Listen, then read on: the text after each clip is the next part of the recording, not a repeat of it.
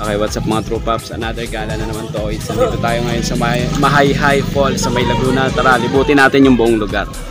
Gumala na naman ang mga bagong at kami nga pala ang Slow Riders! Let's get ready to rumble!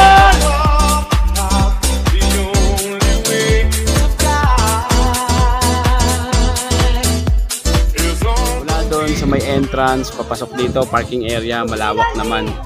Sisingilin kayo doon sa may barangay hall ng 50 pesos. Ecological fee ang tawag doon.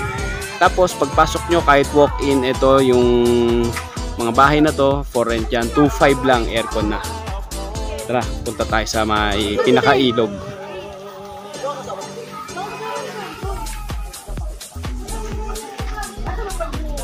Ito nga palang nasa kanan natin, CR na kagad yan. May bayad yung CR dito, 15 pesos yung ligo, 20 yung tae. May convenience store din dito. Then, ang tawag dito pala, Tai Tai Falls, hindi siya Mahayhay Falls. Pero nag-a-appear din siya na, hello! Yan. Basahin nyo na lang para sa kaalaman.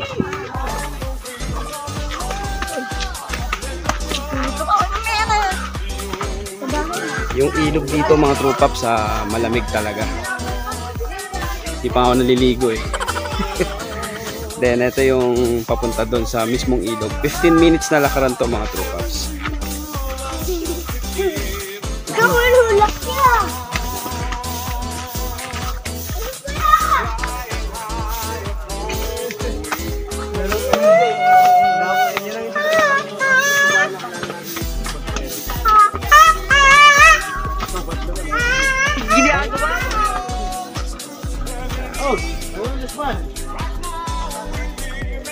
Hindi ko alam kung ano yung meron dyan papunta dyan.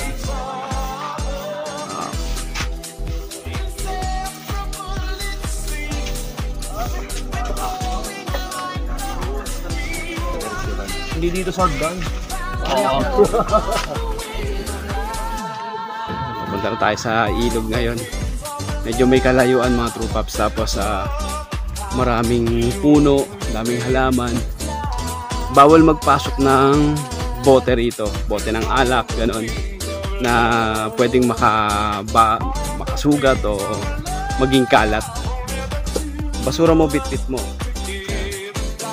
Unang lalabag, 300 to 500 to 1,000 pesos. And pagpasok nyo rito, kanya-kanyang diskarte sa pwesto mga True Pops. Kung saan nyo gustong pumwesto, kayong bahala. Walang pipigil sa inyo.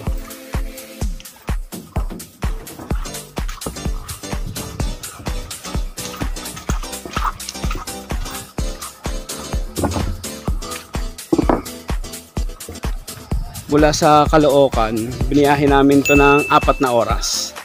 3 beses kami nag-stop over. Siguro kaya to takbuhin ng motor, nakamotor kami. 3 hours, 30 minutes. 3.5 hours. Tahimik. Pero ang daming tao ngayon dito mga True Pops. Ito yung babala na bawal magpasok ng debote rito mga True Pops. Post nyo lang para makita. Yung iba nag-uuwi na. Kami maliligo pa lang.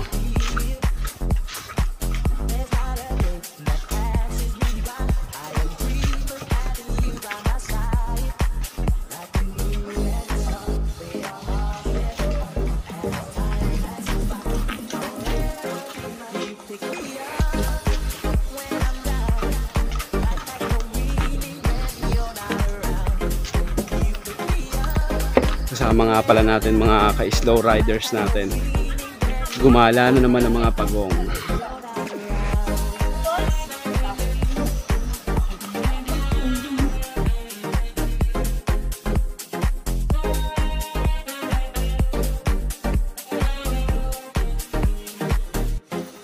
May mga tent na pwedeng rentahan, 400 pesos. Pwede rin naman kayo magdala ng sarili nyong tent. Pero make sure magdala kayo ng pinakasahig ng tent nyo kasi mababa sa May mga public use na CR din tayo dito. Dito sa lugar na to, tatlo. Yung nasa taas, yung nadaanan natin, yun yung pang-apat. Yung tubig na galing doon, syempre, galing na rin sa ilog. Smooth naman yung tubig, hindi siya malagkit na katulad ng sa dagat.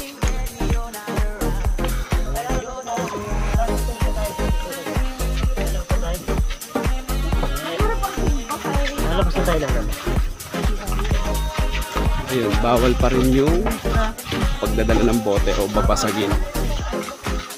Pwede nga pala magluto rito mga tropax.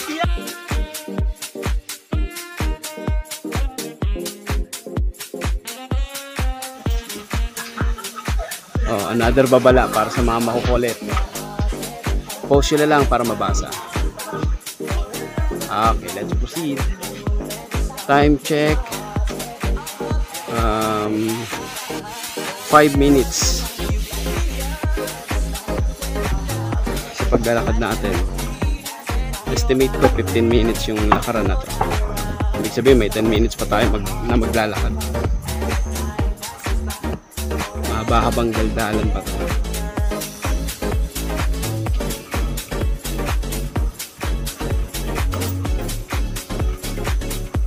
Dire-diretso lang naman to mga true caps.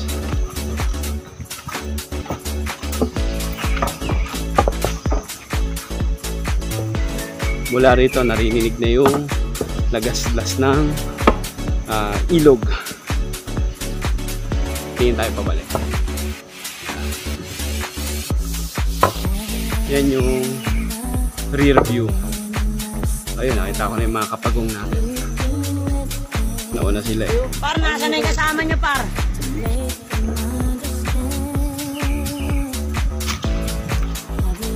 Taas oh. Pwede na tumalo. Talon! Una-ulo! Medyo bangin yung area na yun. Na may tuko.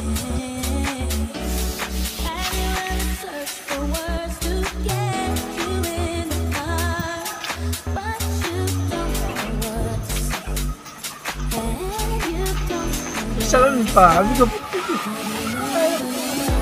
Yan, mas malakas na yung tunog ng lagasdas ng ano rito. Ayun na yung ilog mga true caps. Hindi lang masyado kita sa video. Pero kita ko na. Dami naliligo. Ulitin ko, Mother's Day ngayon 2024. Ibig sabihin Sunday, second Sunday of May.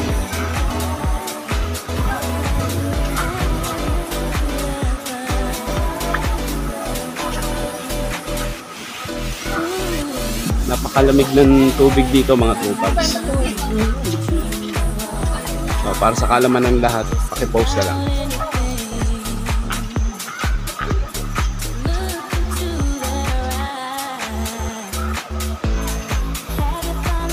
Okay, let's proceed.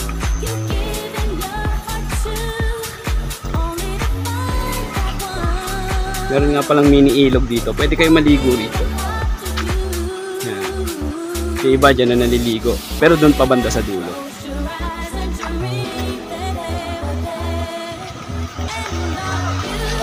Taas oh. Malalim! Taas yan mga tutrupa. Halos mga 100 feet siguro. Yung taas nun. Talon! Una-ulo! Yung mga puno rin dito may mga ano. Ito, upling gubat pala tawag. Galing. Alaman niyo pa yun. Bawal daw lumangoy. Pero pwede naman magbabad. Hindi ka talaga makakalangoy dyan kasi mababaw. Wow naman! Wow!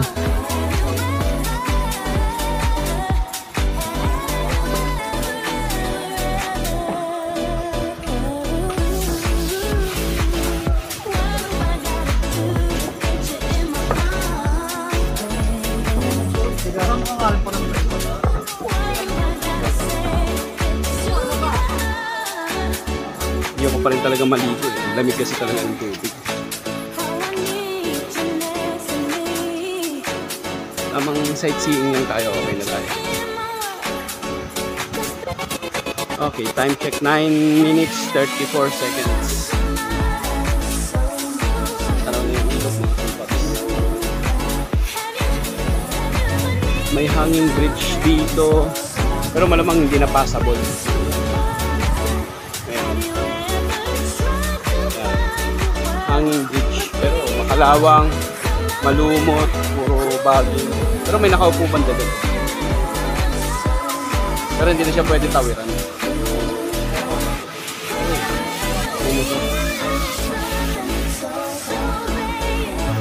Bukod sa CR doon sa taas, ito may CR pa rin. Pwedeng rentahan yun sigurado. Hindi, wala ka na eh. Kung may isip sana. Yung cottage sa taas, aircon 2.5 ulit mga products. Linis oh. Galing. Leg! Yan yung mga kapagong natin. Katulad ng damit natin. Ito na yung view dito, taas. Yan. Yan na yung view rito. Dami. Daming tao. Okay.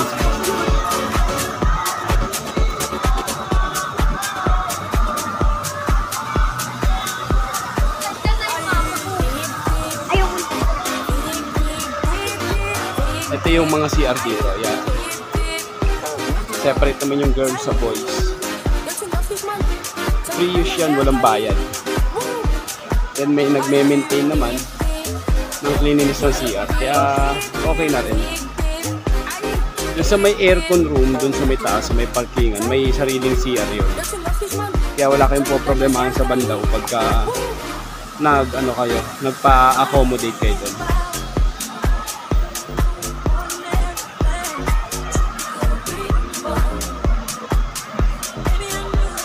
Dito mga true pops, kahit saan nyo gustong pumuesto, walang pipigil sa inyo. Kanya-kanyang pwestuhan yan.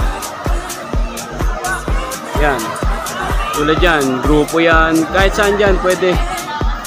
Ito nga pala, may grilling area dito. Kahit dun mismo sa pwesto nyo, pwede kayo mag-grill, magluto. Maluwag naman sila rito. Medyo hindi nga lang nila ma-accommodate lahat. Kaya medyo nahirapan kami maghanap ng pwesto kanina.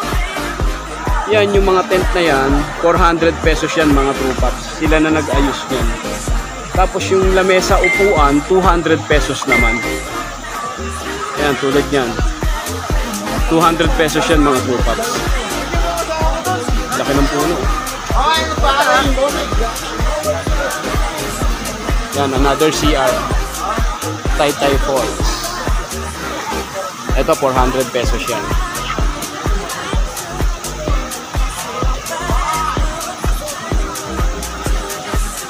Mula dito mga true pops, tanaw na yung yung falls. Ayun eh. Hindi ko lang ma-zoom in. Hindi yan ha, hindi yan. Ibang falls yan. Ayun o.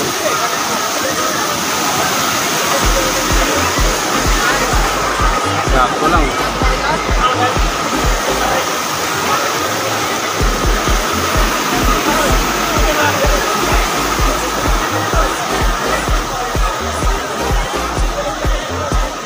Ito nga pala yung tent namin dito. Provide ng kasama namin na si Master Dakwatcheron Technician ito. YouTube channel niya. Ito yung tent nila. Kaya naman yung lamesa namin. 200 pesos. Wala nang upu-upuan. Then yan, traffic.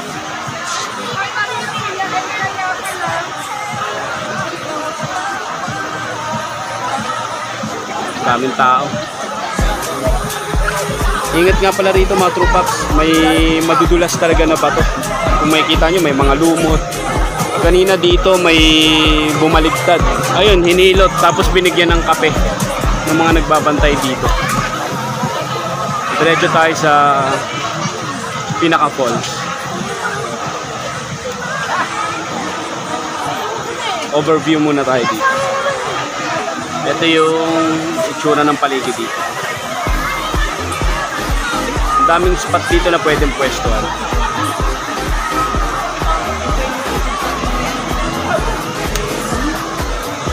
Tara, puntahan na natin yung falls.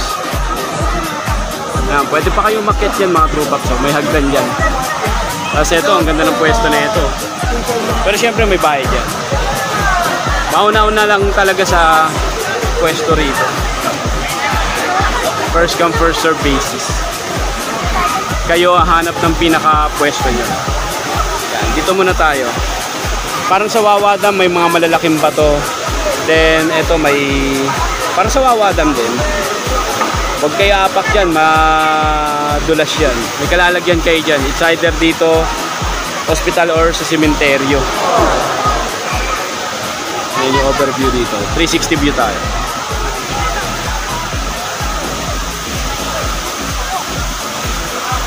Imahe ni Mama Mary nandun. Magkabilaan yan mga true paps. Meron din doon. Yun. Okay, tara. Tignan na natin yung pinaka-falls dito. Dami naliligo eh. Di tayo maka-extra. Lakas ng bagsak ng tubig. Time check 15 minutes, 50 seconds. Ibig sabihin, 15 minutes yung ano talaga. Yung lakad dito mula sa taas, sa parking area.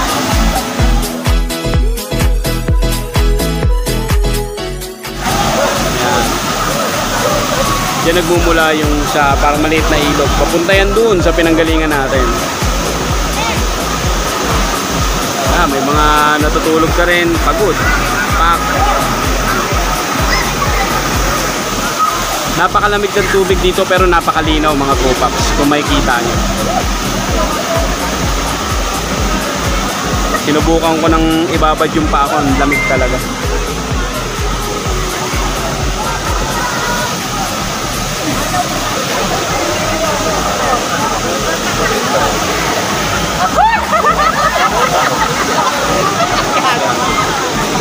Lamig, hindi ko kaya to.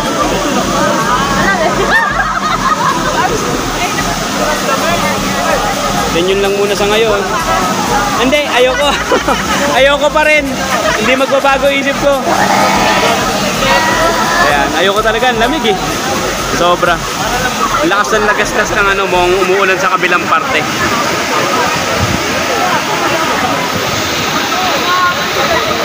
Daming naliligo. 360 view tayo.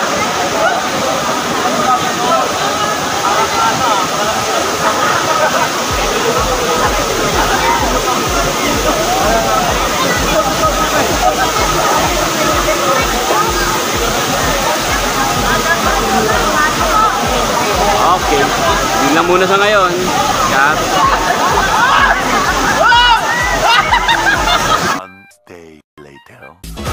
Siyempre, hindi kompleto yung pagpunta natin dito kung hindi ka nakalublob sa falls na to. Are you ready? Are you ready? Ragi. Are you ready?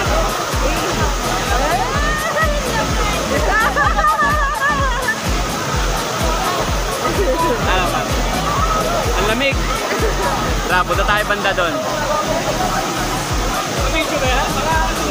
Naka-video. Uy, lamig!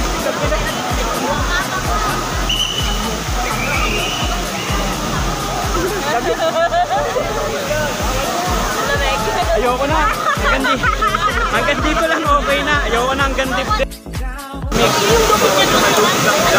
Enjoy na rin na nakalublob tayo rito. Tingnan nyo naman, oh, crystal clear yung tubig.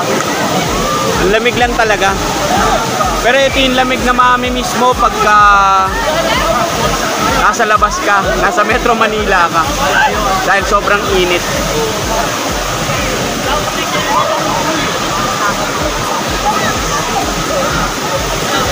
Ganda ng falls, lakas. Okay, cut.